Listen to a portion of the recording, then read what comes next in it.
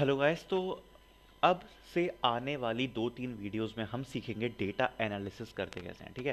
तो data analysis का बिल्कुल ये बेसिक से मैं प्रोजेक्ट उठाऊंगा और इसमें क्या करने वाले हैं हम कि इसमें मैंने जो डेटा सेट लिया है वो ज़्यादा बड़ा नहीं है, तो आप आसानी से समझ सकते हैं और फिर एक्स्ट्रापोलेटरी डेटा एनालिसिस खुद से आप सीख जाएंगे कि करते कैसे हैं, क्या करना होता है। Step by step her cheese explain है। तो ये प्रोजेक्ट आपको काफ़ी ज़्यादा हेल्पफुल होने वाला है डेटा एनालिसिस में।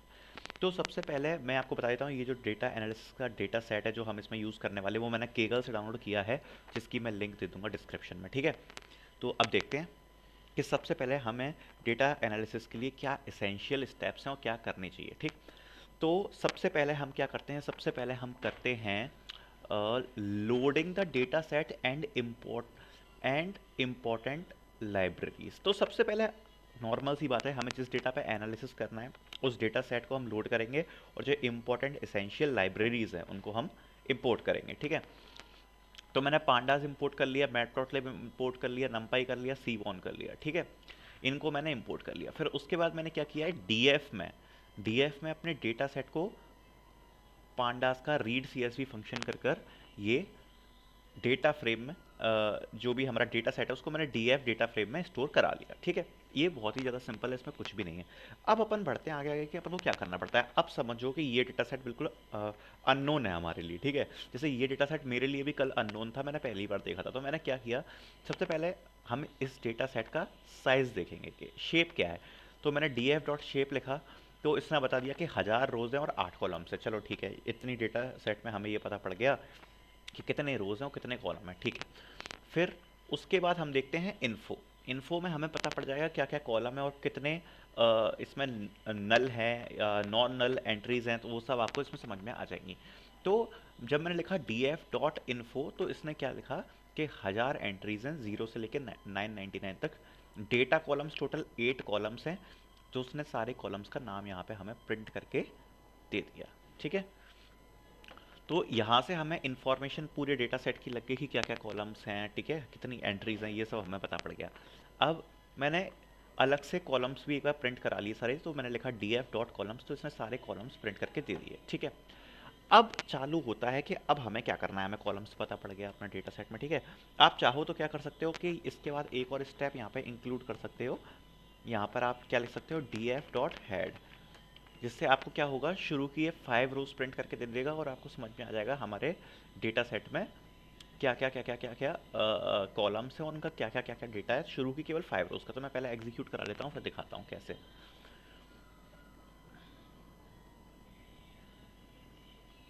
तो एग्जीक्यूट करा रहा हूँ मैं।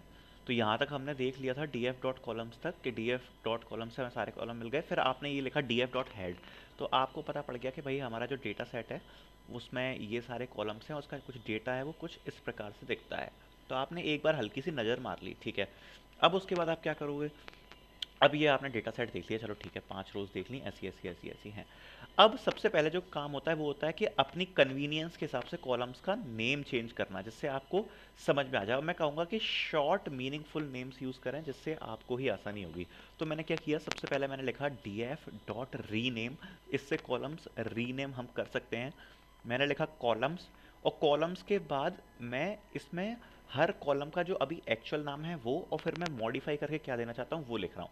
जैसे आप देख सकते हो यहाँ पे ये जो रेस एथेनिसिटी कॉलम है, सो इस कॉलम को मैं चेंज करके क्या करना चाहता हूँ, ग्रुप करना चाहता हूँ इस कॉलम का नेम चेंज करके। तो मैं इसका नाम लिखूंगा, कॉलन लगाऊंगा, फिर मैंने लिख दिया group. Parental level of education, इसका मैं नेम चेंज करके करना चाहता हूँ लेवल। तो इसका मैंने पूरा नाम लिखा, कॉलन लगाया, लेवल। ऐसे ही मैं टेस्ट प्रिपरेशन कोर्स, इसका नेम चेंज करके करना चाहता हूँ प्रैप।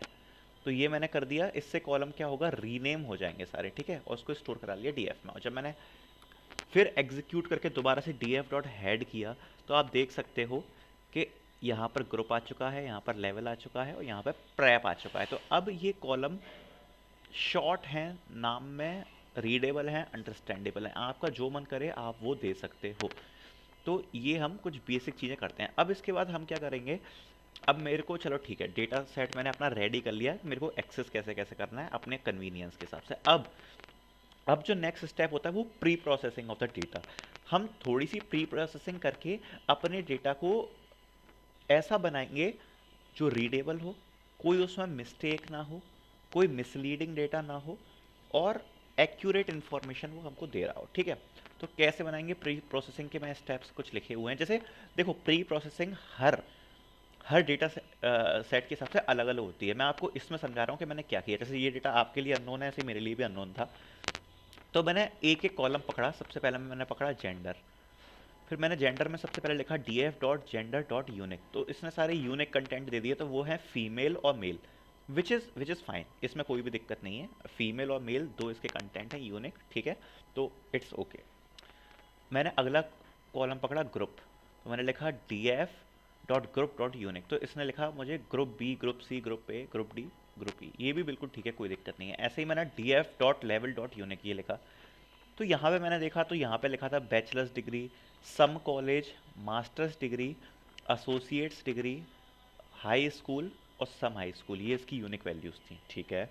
देखते हैं यहाँ पर कुछ करना पड़ेगा। फिर ऐसे ही मैंने लंच डॉट यूनिक किया, तो इसने बताया स्टैंडर्ड, फ्री स्लैश रिड्यूस, ठीक है। ऐसे ही मैंने अगला कॉलम प्रिपेयर, जो प्रेप था, डॉट यूनिक लिखा, तो लिखा नन और कंप्लीट, ठीक है। तो मुझे यूनिक वैल्यूज़ पता पड़ गई अपने कॉलम की क्या क्या है। अब सबसे पहले मैंने क्या किया, ये जो स्लैश टाइप की चीज़ें होती हैं ना, ये कभी कभार दिक्कत दे जाती हैं। तो जो लंच था, इसमें जो हमारी दो यूनिक वैल्यूज़ हैं, एक तो है स्टैंडर्ड और एक है फ्री स्लैश रिड्यूस। सो मैंने क्या किया, इस स्लैश को हटा दिया और केवल फ्री कर दिया। मैं चाहता हूँ कि जहाँ पे भी ये फ्री स्लैश रिड्यूस है ना, वो हट के केवल और केवल फ्री हो जाए। तो मैंने लिखा डी एफ डॉट लंच, क्योंकि हमें इसको मॉडिफाई करना है, equal to D F dot lunch dot apply. Apply क्या करना है, अब इसमें हमें अप्लाई क्या करना है। अप्लाई मैं आपको पहले भी पांडास में पढ़ाया हुआ है कि कैसे वर्क करता है। तो मेरे को जो अप्लाई करना है वो कुछ ऐसा है कि लैम्डा एक्स, लैम्डा फंक्शन भी मैंने पढ़ाए हुए हैं। अगर आपको ये चीज़ नहीं समझ में आ रही, एक बार वीडियो में रिविजिट करके देखना। तो ये एक एक एलिमेंट पकड़ेगा, ठीक है, एक एक एलिमेंट पकड़ेगा। किस किस सीरीज का, लंच का। तो लंच का इसने एलिमेंट पकड़ा, वो जाएगा एक्स में। तो मैंने बोला कि एक्स की वैल्यू फ्री कर दो, एक्स की वैल्यू को चेंज करके फ्री कर दो, अगर एक्स की वैल्यू फ्री या रिड्यूस है तो ये जो फ्री और रिड्यूस जहाँ जहाँ भी मिलेगा, इसको चेंज करके क्या कर देगा ये फ्री, ठीक है। एल्स एक्स, अदरवाइज कुछ भी आए, जैसा कि जो स्टैंडर्ड आएगा उसको एज इट इज़ वही रिटर्न कर दो। तो ये मैंने फंक्शन अप्लाई करा। तो इससे क्या होगा, जहाँ पर भी ये फ्री स्लैश रिड्यूस है वो ओनली फ्री हो जाएगा। अब देखो, ये जितने भी ये ऊपर के ये कॉमास दिख रहे हैं ना आपको, सिंगल डैश वाले, सिंगल कोट्स जितने भी हैं, ये सारे डेटा में हमेशा प्रॉब्लम क्रिएट करते हैं। तो हमें इनको भी चेंज करना पड़ेगा। सो इनको मैंने चेंज कैसे किया, पर्टिकुलर एक एक चीज़ उठाई और जिसको रीनेम करके क्या हमें रिप्लेस करना है वो लिख दिया। कैसे, देखो। So D F dot level equal to D F dot level dot replace, replace function का यूज़ किया। जहाँ भी बैचलर्स डिग्री मिले उसको कॉमा लगाया, बैचलर्स, मतलब जहाँ भी बैचलर्स डिग्री दिख रहा है उसको रिप्लेस करके बैचलर्स में कन्वर्ट कर दो। जहाँ पे अभी मास्टर्स डिग्री दिख रहा है उसको रिप्लेस करके मास्टर्स में कर दो। जहाँ भी एसोसिएट्स डिग्री दिख रहा है उसको रिप्लेस करके बैचलर्स में कर दो। जहाँ भी सम हाई स्कूल दिख रहा है उसको रिप्लेस करके हाई स्कूल में कर दो। जहाँ भी सम कॉलेज दिख रहा है उसको रिप्लेस करके बैचलर्स में कर दो। इससे क्या होगा, हमारा डेटा एक क्वालिटी डेटा बन जाएगा, ठीक है। सो आपको समझ में आ गया होगा ये मैंने क्या क्या क्या क्या क्या क्या चेंज किया है, ठीक है। अब उसके बाद देखो, अब डी एफ डॉट ग्रुप, अब ये वाला कॉलम ग्रुप वाला। अब ग्रुप में ये वैसे कोई दिक्कत नहीं है, group B, group C, group B, लेकिन हर किसी के आगे ग्रुप ग्रुप ग्रुप ग्रुप लगा हुआ है। तो मैंने बोला ये ज़्यादा सही चीज़ नहीं है, केवल बी सी ए अगर ये हो तो ठीक है, ठीक है ना, B C A D E जो भी है। तो उसके लिए मैंने क्या किया, D F dot group equal to D F dot group dot apply, apply किया function lambda, again lambda X, X dot split by space और retrieve the value of one. ये कैसे वर्क कर रहा है मैं बता देता हूँ एक बार आपको। जैसे सपोज मेरे ग्रुप का नाम है ग्रुप ए, ठीक है, ये है। अगर मैं इसको स्प्लिट करूं, ठीक है, किससे, स्पेस से, सो ये एक एरे रिटर्न करके देगा ना, जिसमें जीरोथ एलिमेंट पे होगा ग्रुप और फर्स्ट एलिमेंट पे होगा 1। तो अगर मैं इसको देखूं तो इसने एक लिस्ट रिटर्न करके दी जिसमें फर्स्ट एलिमेंट था, मतलब 0th इंडेक्स पे था ग्रुप, और 1 पे था ए। अब मुझे क्या चाहिए, इस वाले इंडेक्स का एलिमेंट चाहिए, तो मैं यहाँ क्या लिख दूंगा 1। सो ये ओनली ए रिटर्न करके देगा। सो ये मैंने हर एलिमेंट पे अप्लाई किया, जिससे क्या होगा, जो group A, group B, group C ऐसा था, वो केवल ए बी सी इन सब में कन्वर्ट हो जाएगा। ठीक है, सो गुड। सो उसके बाद अब देखो, अब मैं अगर अपने डेटा को देखूं,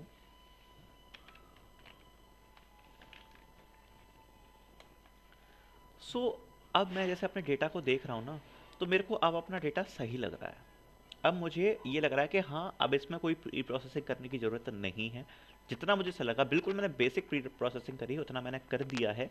इससे ज़्यादा करने की ज़रूरत नहीं है। इसके बाद अगर ज़रूरत पड़ेगी तो हम क्या कैसे प्री प्रोसेस करेंगे, पहले एनालिसिस करेंगे डेटा को, फिर उसमें अगर कुछ गड़बड़ लगी, कुछ बिजनेस लॉजिक से कोई गलती लगी, तो हम प्री प्रोसेस करेंगे। ठीक है, उस हिसाब से बाकी मुझे डेटा अब अपना क्वालिटी डेटा लग रहा है। तो जो फर्स्ट स्टेप होता है वो यही होता है, और आज की वीडियो में इतना ही था। अच्छा, एक चीज़ और, अब जब मैंने डेटा अपना कर दिया, क्या है, मैं इसको डिवीज़न में बनाना चाहता हूँ, मतलब वीडियो को। तो मैंने क्या किया कि अब ये मेरा एक्यूरेट डेटा है, तो मैंने जो डेटा सेट डाउनलोड किया था, मैंने उसको डिलीट कर दिया फोल्डर से, और ये जो हमने नया डेटा फ्रेम बना दिया, इसको मैंने .to csv मेथड से उसी फोल्डर में सेव कर दिया, और इंडेक्स फॉल्स कर दिया, इससे इंडेक्स वहाँ पे प्रिंट होकर नहीं आएगा। सो ये हमने जो अपना डेटा था उसको प्री प्रोसेस करके कुछ कुछ चीज़ें लगा के ऐसे में चेंज कर दिया। अब ये टोटली आपके ऊपर है कि आप कितना क्वालिटी डेटा उसमें से निकालते हो, कैसे कन्वर्ट करते हो। So this is all about the first step of the data analysis. So I hope you like it, और आगे भी बने रहना, क्योंकि इसमें हम डेटा विजुअलाइजेशन से लेके स्टैट्स के कॉन्सेप्ट यूज़ करके सब कुछ समझने वाले हैं, one by one. So B with me, और आपको मज़ा आएगा। Thank you.